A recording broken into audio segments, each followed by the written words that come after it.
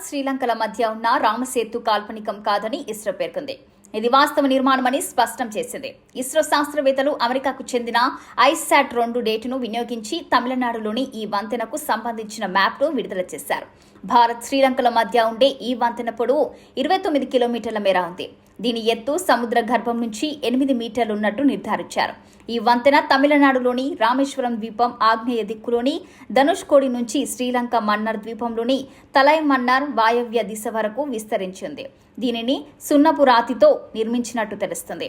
ప్రస్తుతం ఈ వంతెన 99.98% నీటిలో మునిగి ఉందని శాస్త్రవేత్తలు గుర్తించారు.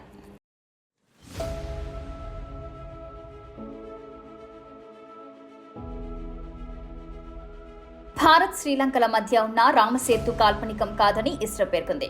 ఇది వాస్తవ నిర్మాణమని స్పష్టం చేసింది. ఇస్రో శాస్త్రవేత్తలు అమెరికాకు చెందిన ISAT-2 డేటాను వినియోగించి తమిళనాడులోని ఈ వంతెనకు సంబంధించిన మ్యాప్ను విడుదల చేశారు.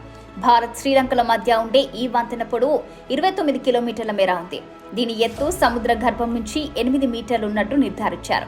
ఈ వంతెన తమిళనాడులోని రామేశ్వరం ద్వీపం ఆగ్నేయ దిక్కులోని ధనుష్కోడి నుంచి శ్రీలంక మన్నార్ ద్వీపంలోని తలైమన్నార్ వాయవ్య దిశ వరకు విస్తరించింది.